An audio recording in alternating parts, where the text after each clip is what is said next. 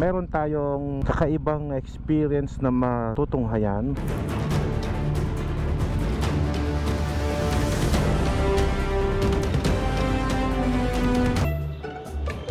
Woo!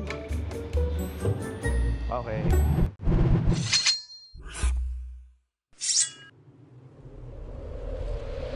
Good morning! Ngayong araw ay mayroon tayong Manibela Challenge at pupunta tayo ng Orani, Bataan sa KD Rock Adventure Park. Susubukan natin yung GS natin kung kaya ba natin yung obstacle. Paboritong sasakyan yun ni Ella. Ewan natin, ingatan na lang natin siguro kung ano man yung siguro mild lang. Bago nga pala ang lahat, i-share ko sa inyo yung bagong design ng aking mga merch. Pakita ko sa inyo. Ito yung ating merch na Alfred Watermax.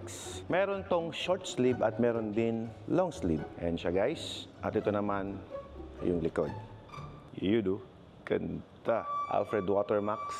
Merch natin this 2024. Yan. And last, actually gagamitin ko ngayon sa ating ride, yung Alfred Watermax. Ito yung likod. Wala naman yung likod. So, yan siya. Ito yung gagamitin natin dahil parang pang motocross yung design. Tama-tama, dumating na yung mga truck natin doon. Yung motor, tara, silipin muna natin. Diba, galing tayo ng Bohol nung nakaraang linggo. Kinuha na lang natin to sa Pulilan, Bulacan. Tara, ba natin? Naka-center stand pala. Ilifter natin, par. Kasya ba? Kasya, sir. Kasya.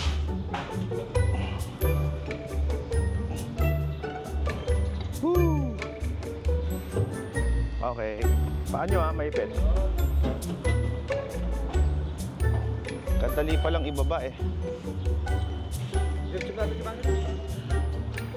Dahil matagal siyang hindi nagamit, check natin kung aandar. Kailangan na rin natin itong ipa-service. Start natin.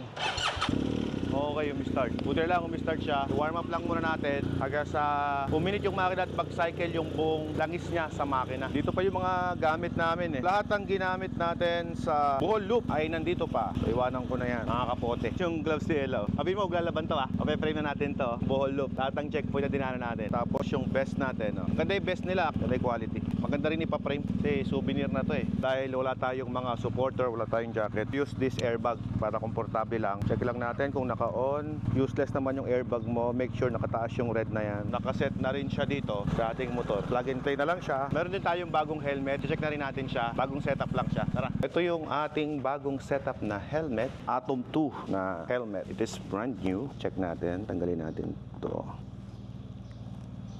Sarap makita natin. This is modular. Right? Naka-dual lens na rin siya. At kapag kagantong modular yung ating Rode, ganito yung setup ng mic niyan. Gagawin natin din to. Sun visor natin. Ganda, no? Mukhang kamukha ng logo ko. Bagay na bagay. Kakulay na kakulay. DOT pass na din siya with certified number. Ayan. Ito yung ating bagong motovlogging helmet. We're good to go. Amoy medyas yung gloves ko. Ba't mo ginamit? Kaya amoy medyas. Wala na akong gloves eh. Bakit hindi mo kasya yung nilabas ni Ate Mari? Hindi, large yun eh. Bye-bye. Babalik din ako agad pag tapos na yung shoot. Kailangan. Bye-bye. I'm a little bit late. Speaking of this helmet na bago natin gamit ngayon, komportable naman siya. Maganda ang fitting sa aking mukha. Compare natin doon sa kanilang model na KRE Plus na full carbon na previously na ginagamit ko sa mga previous vlog natin.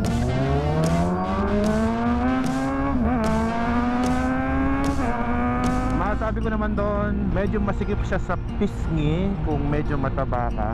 Kasi talagang dinesign siya for racetrack use at ginagamit talaga siya sa MotoGP. Dito lang masasabi ko, since this is a modular, pag sinabi nating modular, ito yung helmet na naiaangat natin yung panga.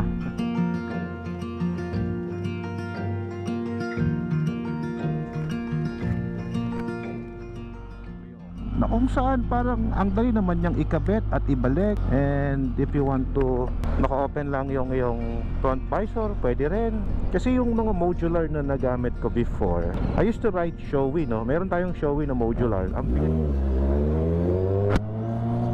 Ang bigat-bigat sa harap, lalo pag nilagyan mo ng camera dito. Parang bumabagsak na ganun yung ulo ko. Pero ito parang okay siya, hindi siya bumabagsak. Sinasabi ko lang naman kung ano yung experience ko kasi I have both that helmet. At parehas ko naman silang ginagamit. Kumbaga ito sinasabi ko lang kung ano yung experience ko sa parehas na helmet. And so mamaya subukan natin pag tumakbo tayo ng 100, tingnan natin kung maingay siya. Kasi ayoko yun, maingay. Kapag ang helmet maingay, ayaw namin gamitin yan. Nagmotor kami para mag-enjoy, di ba? para at least kahit paano yung problema, yung mga stress natin sa buhay ay mawala. Tapos na-stress ka pa dahil sa suot mong helmet, nasuot mong jacket, hindi lang naman helmet no, jacket, kung ano-ano pa, hanggat maaari pati sa mga gear natin. Syempre yun ang libangan natin, komportable dapat tayo dyan. Hindi pwede yung hindi tayo komportable mga pre. Pero tinan nyo ang forma ng helmet po pag gumanyan ako oh. At pag gumanyan ako, oh, di ba? Ewan ko na lang kung ano ang sa palagay nyo, kung maganda ba siya or hindi. Let me know your thoughts, kung ano yung comment ninyo, no? Meron tayong kakaibang experience na matutunghayan sa ating Manibela Challenge. Grabe to. Kung familiar kayo sa tinatawag nating GS Trophy Experience,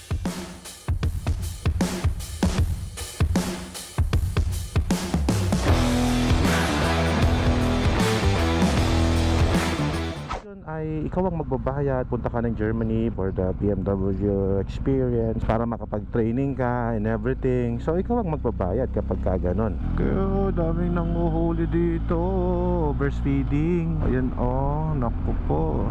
May papunta tayo ng Subic. Nung mga nakaraang araw, nung linggo, ay galing lang kami ng team ng Manibela kasama si Reed Motovlog sa Mapanuepe. So yun pala yung tinatawag na New Zealand of the Philippines at napakaganda naman talaga ng aming experience. Meron akong gustong share sa inyo kung bakit ko binuksan yung topic na yan. Kasi meron doon yung mga kababayan natin, yung mga kapatid natin na mga ita, ang nakita ko na naglalako ng mga kanilang paninda. Tapos nung bandang hapon na, nung kami pauwi na, ngayon ang sabi, wag nang bayar ng pera yung kanilang paninda, bagkos ay palitan na lang ito ng bigas. Yung mga leftover naming bigas, yun yung request nila. Ako naman ay nahabag doon sa nangyari. Talaga naman for survival sila doon kasi ano man ang hanap buhay nila doon, pangangaso, hunting ng kung ano-ano. Parang gusto kong i-reach out yung tulong na ibinibigay doon monthly. Kumbaga, kung isang sasakyan, kargahan natin ng mga tigil 5 kabang bigas. O, di ba? Kasi hindi naman kaya ng truck doon eh. Medyo mahirapan yung truck natin doon eh. Kargahan lang natin ng, for example, bawat isang rig natin, 5 sakong bigas, no? Papayag kaya sila? Sasakyan ko, pwede kong kargahan yun. Trailer, o kaya rin tayo ng isang truck. Hindi ko lang alam, hindi ko lang sure kung kakayanin ng truck ng Watermax na makapagdala o makapasok doon. Pero subukan namin. Bahala na, check lang namin kung paano namin gagawin yung project na yon. Pero ito naman is upcoming project namin, mag-asawa ni Ella. Yes sir, Dinalupihan exit. Bilis, late ka na Kuya Alfred. Medyo nakakahiya. Pero kailangan mabigyan ng panahon kasi may commitment tayo dito eh. Ipilitin natin makaabot pa rin kahit late tayo ng 15 minutes. Iba ang init ng panahon ngayon guys, no? Grabe. So dito na magagamit yung dual lens ko. O di ba? Na hindi ka nahahanginan sa muka na pumapasok ang hangin sa iyong muka. O di ba? Ang gulo ko. Nung mga previous days, nung nagpunta kami ng Mapanuepe, ay meron kaming FPV drone pilot. Ngayon, tamang-tama, nung panahong yon ay nadala ko ang aking DJI Avata na binili ko kay Pro Gadget PH. Na-amaze ako dun sa shots ng ating Jeep Wrangler.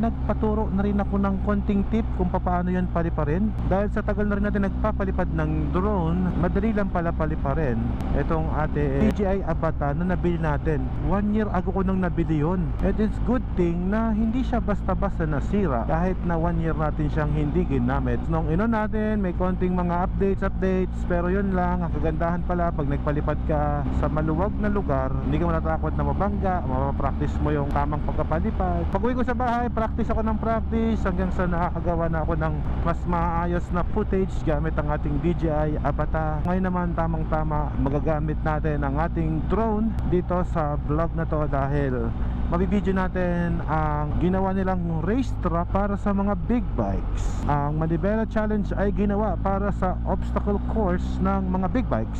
Kagaya ng sinabi ko, yung design nila ay ginaya nila sa GS Trophy. Doon sa Germany, kailangan mong magbayad para makapag-enroll ka ng riding course para dyan sa ganyan, para ma-experience yan. Pero dito sa Pilipinas ay mayroon na tayong GS Trophy racetrack na matatagpuan yan dito sa KD Rock Adventure.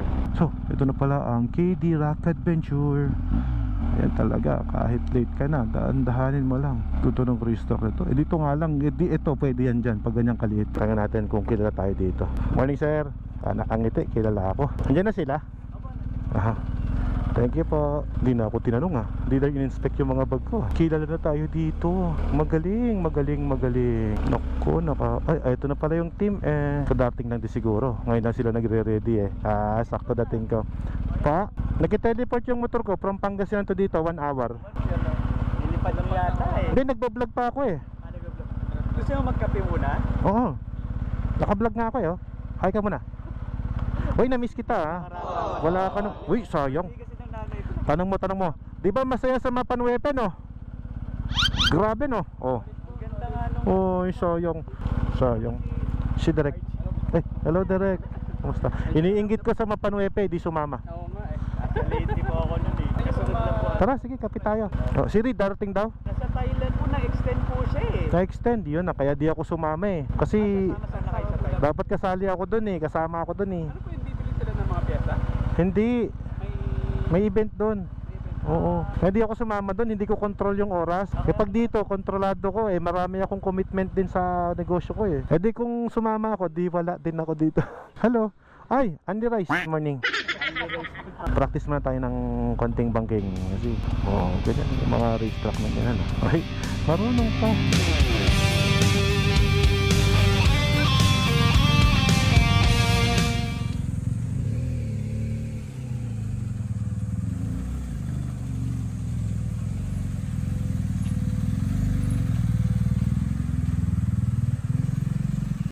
Kasama natin si Reb Motovlog aka Bage. Ang isa sa pinakamagaling na dirt bike rider dito sa Bataan. Totoo ba yan bro? Masyado yung ano. Ano? Madali. Age reveal na ba bro? Age reveal? Wag. Hindi, wag. So yun yung channel niya, Reb Match Moto. Kala nyo si Reed for Speed dyan, pero si Reb Match yan. Ayan. Ngayon guys, ipapakita ko lang sa inyo yung kanyang setup na gulong. So yung sukat niya is 120 by 70 by 19 rim sa harap. So parehas kami ng sukat. Naka-Moto Z siya. Traction grip. So yung setup niya is 50-50.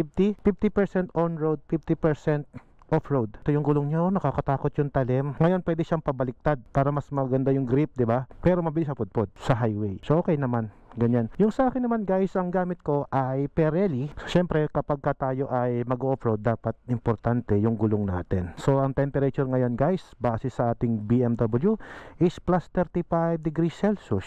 Wow, naka-Enduro Pro na rin siya. Yan ang wala sa akin. Yung dating version ni GS ay wala niyan. Ito yung meron sa akin, Enduro lang. Hindi ko alam kung may setup ba yan para maging Enduro Pro or whatsoever. Bro, bakit sa akin mas malamig? 32 degrees ako. Oh. Ano? Mas malamig ako. Init na yung motor mo.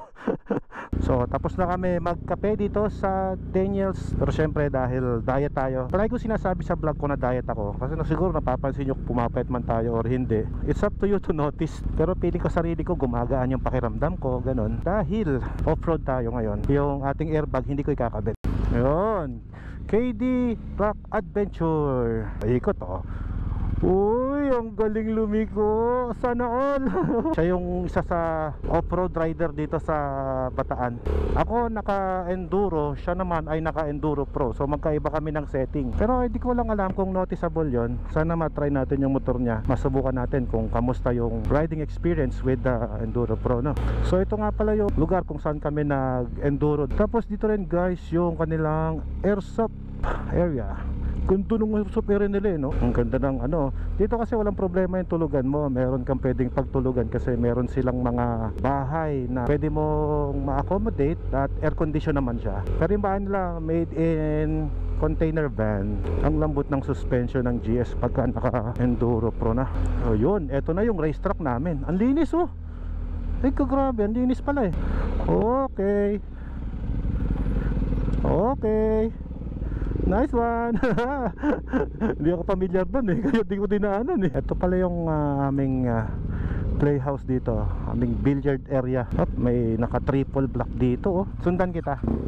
Pinabahan ako doon eh. Okay. Ito yung isang obstacle.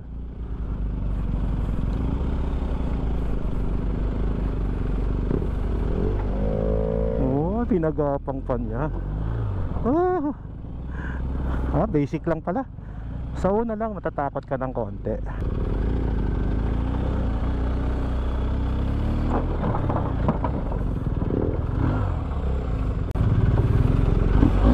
Mga kamanibela, magandang araw sa inyo and welcome sa panibago nating episode for this day.